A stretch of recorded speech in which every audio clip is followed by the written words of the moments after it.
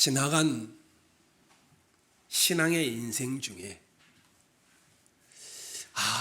교회를 옮기고 싶다, 이런 충동을 느낀 적이 없으시나요?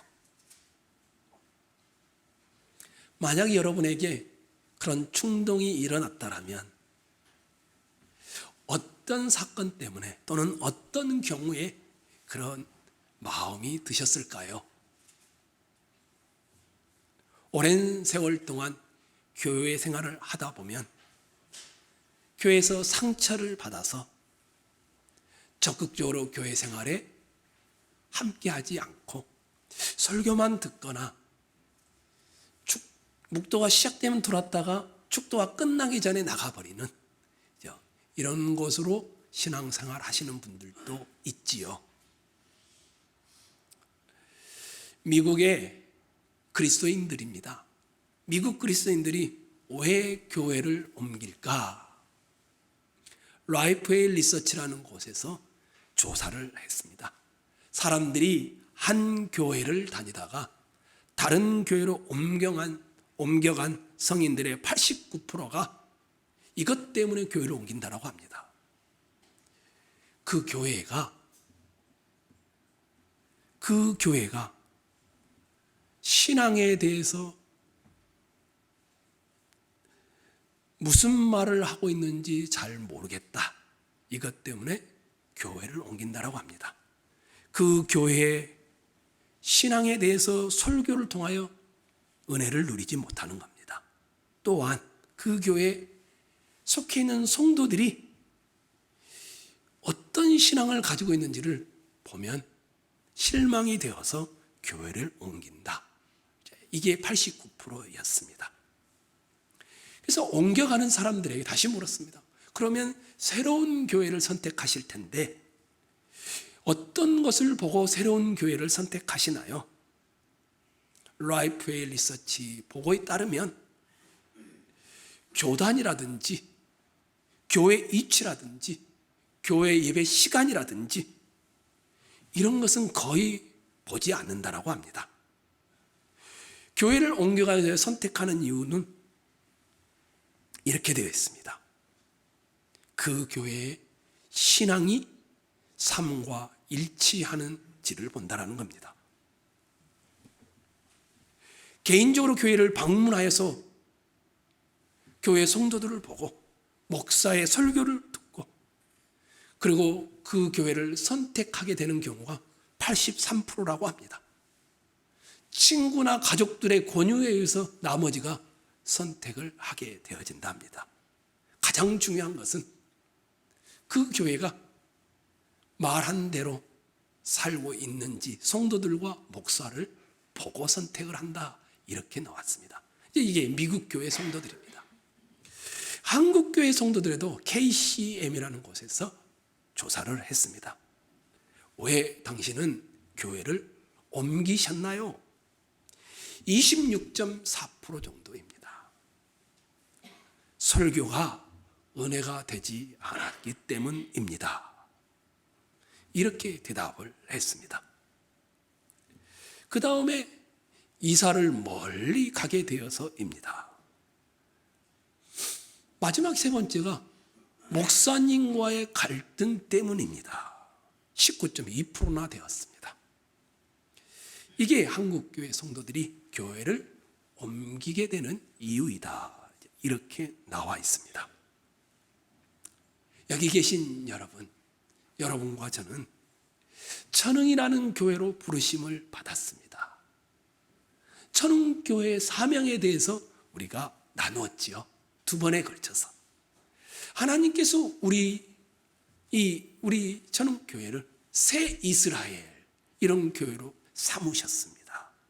그리고 그렇게 삼으신 이유는 행복하고 건강하고 감사하며 살고 이런 것도 있겠지만 더 큰 이유는 열방을 섬기도록, 네가 누렸던 그 복을 그들도 누릴 수 있도록 하기 위해서 아브라함을 부르셨던 것을 통하여, 이스라엘 민족을 불렀던 것을 통하여, 베드로 공동체에 불렀던 것을 통하여 우리가 살펴보았습니다. 오늘은 하나님이 우리를 이렇게 교회로 불렀을 때는 열방이 복을 받도록, 그래서 내 가정, 내 직장, 내 사업장에서 일을 해가는데 하나님의 은혜가 흘러가서 열방이 복을 받아야 된다, 이렇게 부름받았다고 했습니다. 그런데 하나님이 그러면 왜 우리를 교회로 모았을까? 공적으로는 열방이 복을 받도록 했더라면 나 개인적으로는 왜 교회로, 특별히 천은교회로 오게 했을까? 이것을 나누고자 합니다. 여러분에게 물어보겠습니다. 우리가 천은교회로 모여서 하나님은 뭘 하길 원하실까요? 다르게 한번 물어보겠습니다. 하나님이 만약에 여러분에게 묻습니다. 애야, 너는 천은교회에서 내가 너를 천은교회로 불렀는데 너 지금 뭘 하고 있니? 라고 물어본다면 여러분 뭐라고 대답하시겠습니까?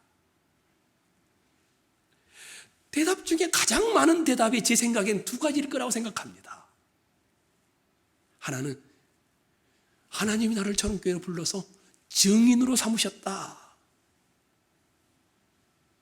또 다른 하나는 하나님이 나를 천은교회로 불러서 예배하는 예배자로 삼으셨다. 이 두 가지일 것입니다. 분명히 땅끝까지 이르러 내 증인이 되라 하셨고 구원받은 자는 예배하도록 되어 있으니 틀린 말이 아니지요. 그런데 우리는 지난 시간에 보았죠. 우리 자체가 선교입니다.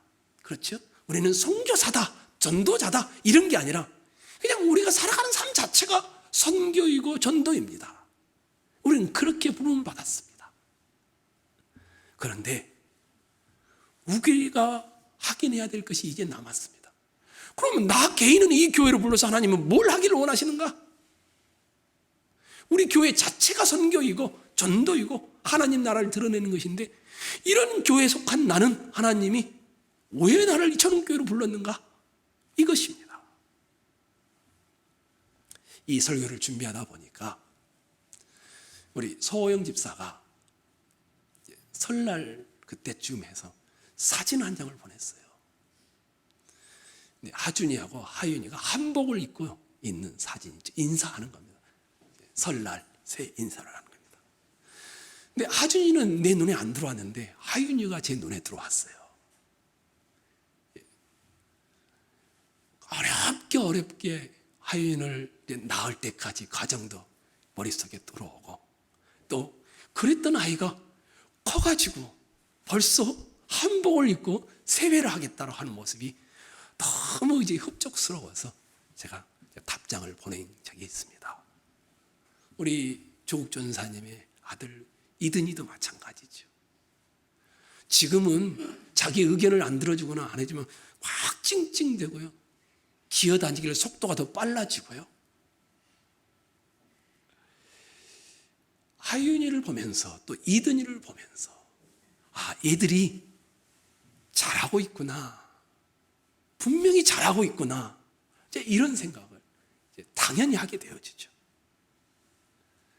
성경의 가장 흔한 사상이라고 할까요? 성경의 가장 우리를 왜 천은교회로 불렀는가? 이것만 기억했으면 좋겠습니다. 결론이죠. 자라남 때문입니다. 자라남. 하윤이나 이든이가 조금씩 자라나서 조금 있으면 돌입니다. 이렇게 자라나듯이 하나님이 우리를 천은교회로 불러서 주님이 데려가는 그 순간까지 아무리 연세가 들었어도 우리는 자라남을 위해 천은교회로 모이는 것입니다. 고린도 교회 여러분, 이거는 교회라 할 수 없을 만큼 심각한 교회였습니다. 수많은 죄가 나열되어 있는데 그 중에 가장 충격적인 것은 근친상간입니다. 아버지의 아내를 아내가 범한 겁니다. 친모는 아니겠지만. 이게 교회입니까? 그런데 바울 사도는 그런 고린도 교회 성도들을 향하여 뭐라고 하냐면 성도다 이렇게 부릅니다. 또 어떤 때는 형제들아 이렇게 부릅니다. 우리가 한번 찾아보겠습니다. 고린도전서 3장 1절로 3절입니다.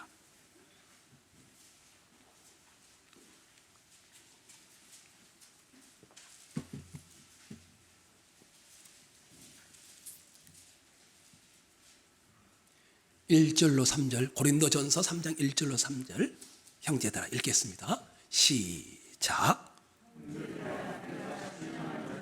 대함과 같이 너희에게 말할 수 없어서 육신에 속한 자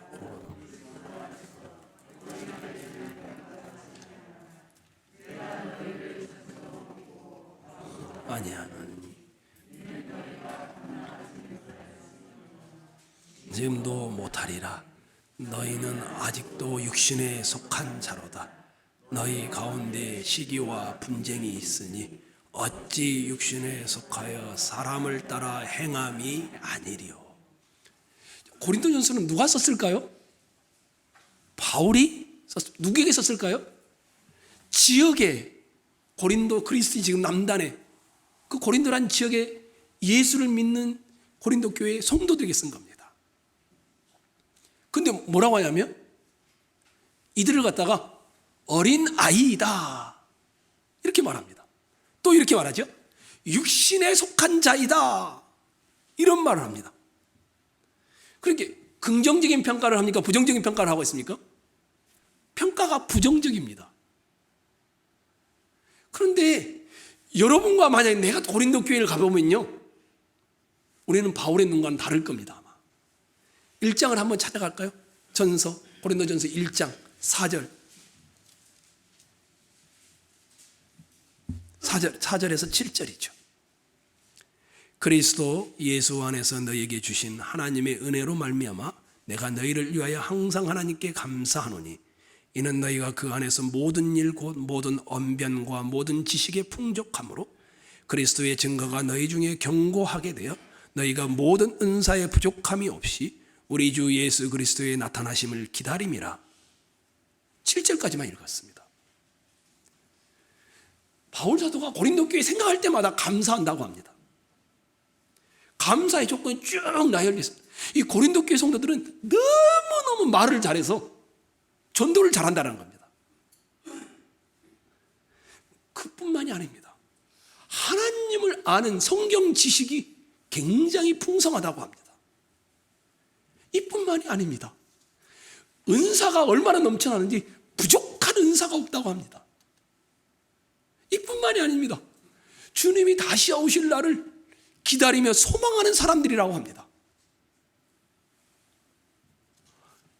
이런 고린도 교회입니다.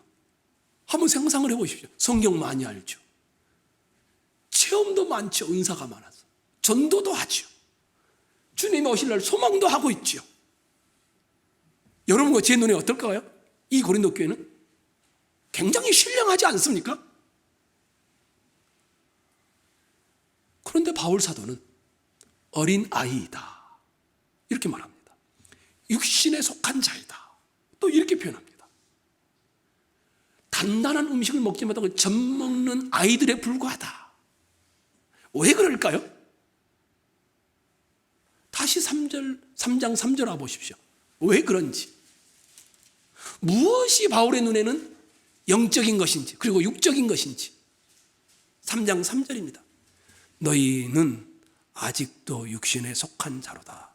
내가 너희 가운데 무엇과 무엇이 있다고 합니까? 아무리 신령한 것을 체험했어도, 아무리 많은 은사를 가지고 있어도, 성경을 아무리 많이 알아도 그들 안에 시기와 분쟁이 있으면 어린아이라는 겁니다. 육신에 속한 자라는 겁니다. 이게 영적이냐 육적이냐, 믿음이 좋으냐 나쁘냐, 이것의 기준, 어린이냐 아이냐 신앙에 있어서 이 기준은 우리와 다르죠. 우리는 교회를 오래 다니고 직분이 많아지고 교회 열심히 봉사하고 신령한 것들을 체험하고 그러면 다 성숙한 사람이라고 그렇게 착각을 하는데 사도 바울은 그렇지 않습니다. 시기와 분쟁이 있느냐 없느냐, 이걸 가지고 성숙했느냐 안 했느냐를 평가하는 겁니다. 시기는 뭡니까? 분쟁은 뭡니까? 자존심의 문제입니다. 자존심을 다른 말로 하면 자아의 문제입니다. 자아를 다른 말로 하면 에고입니다. 에고. 여러분 주변에서, 여러분 가정에서 갈등하고 분쟁이 일어나는 가장 큰 이유는 뭡니까? 장래의 문제 때문에 그렇지 않습니다. 대부분은 다 이 자아의, 이 자존심의 문제 때문에 일어납니다. 부부싸움도 마찬가지입니다.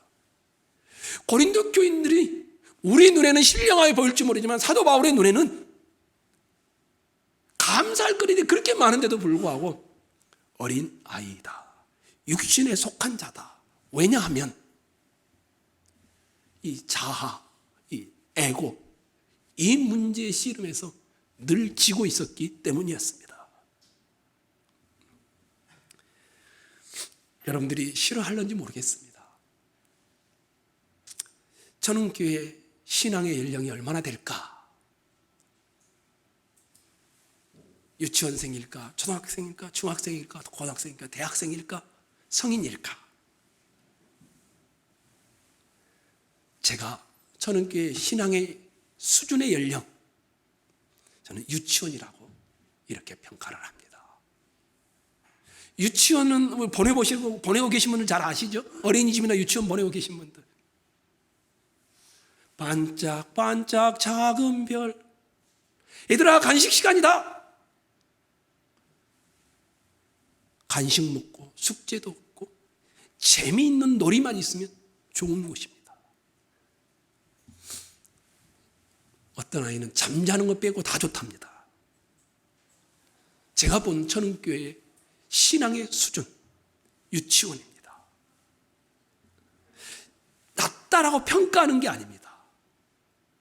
왜 그것밖에 안 되냐 이렇게 질책하는 것이 아닙니다. 우리의 현실을 보라는 겁니다. 가장 큰 현실이 뭐냐? 이런 우리에게 하나님은 교회를 허락하셨고 이 천은교회로 우리를 불렀습니다. 에베소서 4장은 여러분과 제가 읽었던 것은 이 교회를 부른 하나님의 목적이 드러나 있습니다. 9절과 10절은 이 그리스도가 하늘에 올리신 거나 밑에 내놓으신 거나 모든 그리스도가 초점인데 이 그리스도가 선물을 주셨다는 겁니다. 그리고 11절에서는 그 선물이 뭐냐? 은사를 가진 사역자들이다. 이렇게 말합니다. 은사가 하나가 아닙니다. 어떤 사람은 전하는 자로, 교사로, 어떤 사람은 목사로. 그러니까 분명히 예배소 지역에 여러 은사들을 가진 사람이 있었겠지만 예배소 교회에도 여러 종류의 은사를 가진 사역자들이, 사람들이 있었음을 알 수 있습니다. 그리고 이 다양한 은사를 준 목적이 12절에 기록되어 있습니다. 목적이 뭐냐면 이 사역자들의 은사를 통하여 성도들이 온전한 사람이 되어서 주님을 봉사하고 섬기도록 하기 위해서다. 이렇게 말을 합니다. 그리고는 13절부터는 이 다양한 은사들을 가지고 뭘 할 것이냐 구체적으로 드러나 있습니다. 성도들을 온전하게 해서 봉사하도록 하는 것이 사역자들이 주신 은사의 목적인데 이 성도들이 모여서 뭘 하는가 이렇게 나와 있습니다. 13절 한번 보십시오. 보여주실래요?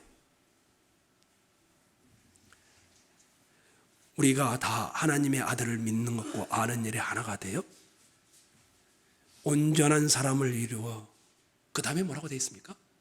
그리스도의 장성한 분량이 충만한 데까지 이르리니 키가 예수님만큼 자라도록 하기 위해서라는 겁니다. 키가 예수님만큼 자라도록 하기 위해서다. 14절도 한번 보십시오. 이는 우리가 이제부터 뭐가 되지 아니하며 어린 아이가 되지 아니하여 사람의 속임수와 간사한 유혹에 빠져 온갖 교훈의 풍조에 밀려 요동하지 않게 하려 함이라. 15절입니다. 오직 사랑 안에서 참된 것을 하여 범사에 뭐라 하겠습니까? 그에게까지 자랄지라. 그는 머리니 곧 그리스도라. 교회로 모여서 하나님이 나에게 뭘 원하시는가? 이미 설교 서두에서 밝혔듯이 자라남입니다. 이 몸의 키가 자라는 것을 말하는 것은 아니죠. 흔들리지 않는 간사한 유혹에, 세상의 술책에 빠지지 않는 자라남입니다. 16절도 한번 봐보십시오. 그에게서 온몸이 각 마디를 통하여 도움을 받음으로 연결되고 결합되어 각 지체의 분량대로 역사하여 그 몸을 자라게 하며 사랑 안에서 스스로 세우느니라. 하나님이 여러분을 공적으로는 전교회를 통하여 열방을 복받도록 하기에 우리를 두셨습니다. 여러분의 가정, 여러분의 사업장, 여러분의 직장, 여러분의 동료들이 여러분을 통하여 하나님의 은혜의 빛 아래 들어오는 것이었습니다. 그런데 하나님이 우리를 개인적으로 왜 전교회로 부르셨는가? 자라남 때문입니다. 자라나야 됩니다. 자라남. 예수 그리스도의 영적 키만큼 자라나기를 축원합니다. 이걸 위해서 우리를 교회로 부르신 겁니다.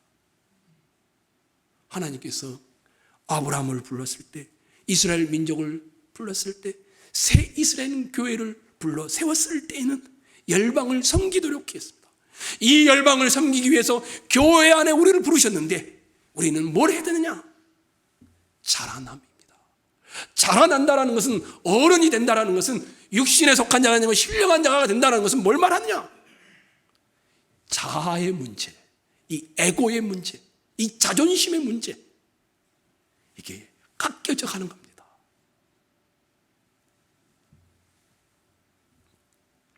이런 싸움 중에, 과정 중에 있기에 하나님은 그 완성을 위하여 우리를 나와 다른 사람과 부딪히면서 천 공동체를 이루게 하신 것입니다. 그런데 제가 본 천흥교회 지금까지의 성도들의 모습은 이걸 싫어합니다. 자기를 깎고 자기를 내려놓고 자기를 죽이는 일을 싫어합니다. 왜 그런가 하면 천흥교회 와요. 교회를 천국이라고 생각합니다.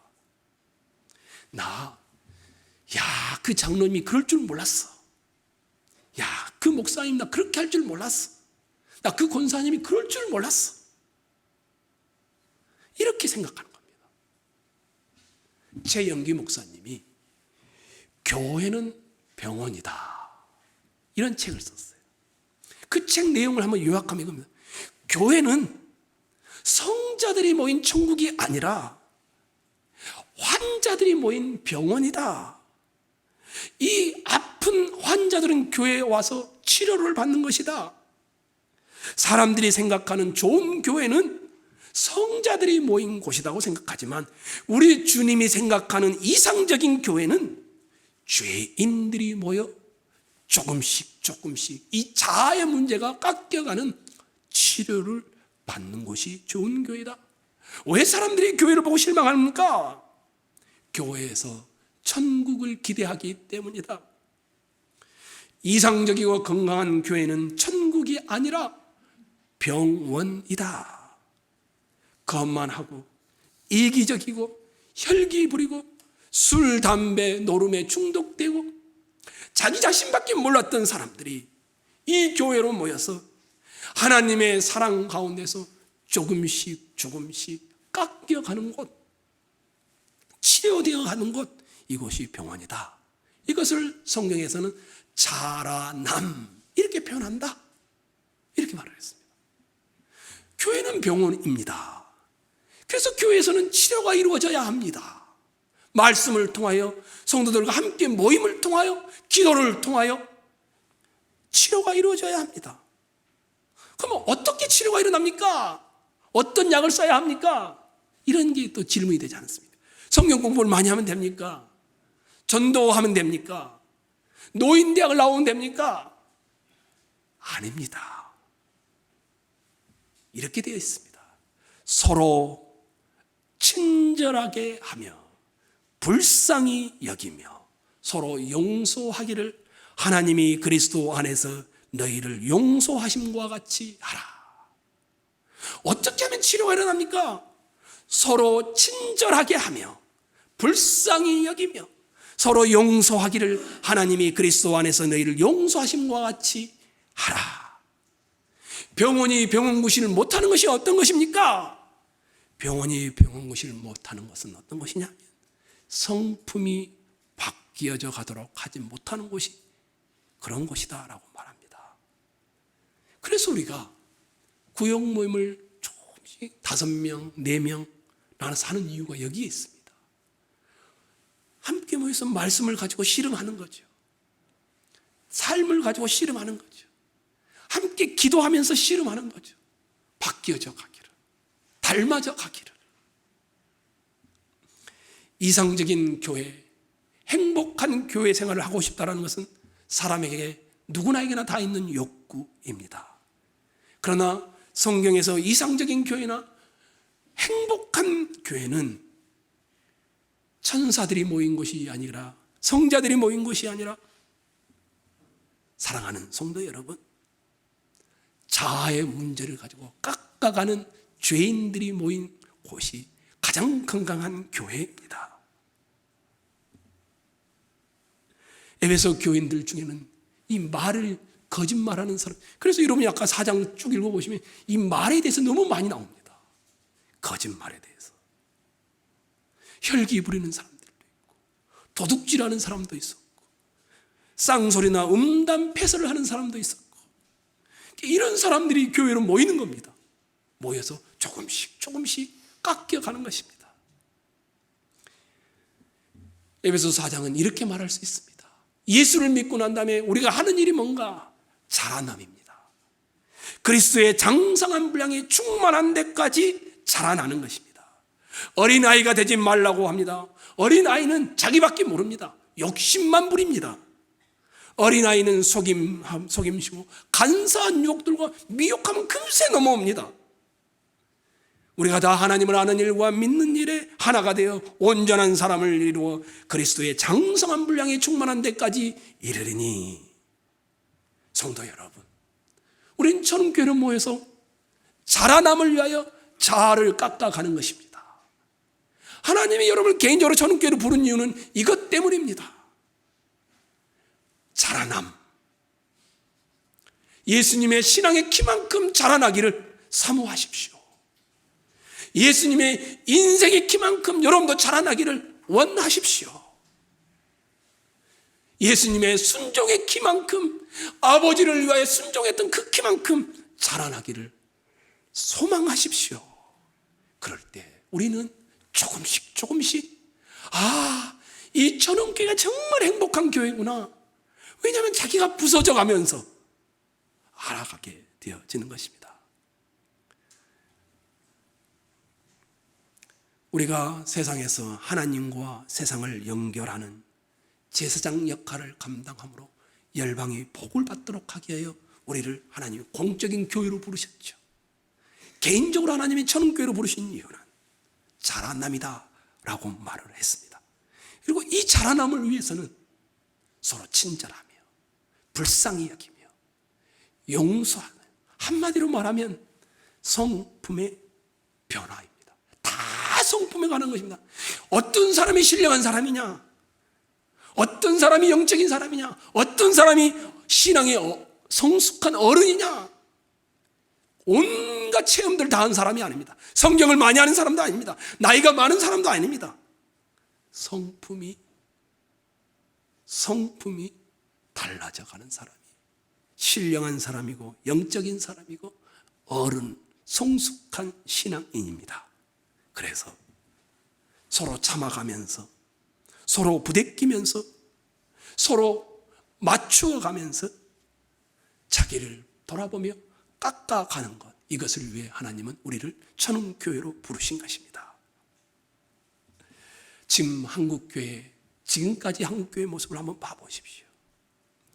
한국교회는 뭘 하냐면 가장 큰 예배당을 지어놨습니다. 가장 가장 많은 사람들이 모이는 곳이 한국이 다 있습니다. 이들은 교회가 무슨 일을 하는가 하면 이렇게 번듯하고 크고 이것이 교회의 역할이라고 생각합니다. 어떤 분들은 반대죠. 코로나 이런 상황이니까 어려운 이웃을 돕고 가난한 자를 돌보고. 아닙니다. 교회가 해야 될 일 중에 하나는 맞습니다. 궁핍한 자를 돕는 것, 아픈 자를 위로하는 것, 압제하는 자를 돕는 것 맞습니다. 그러나 궁극적 목적이 아닙니다.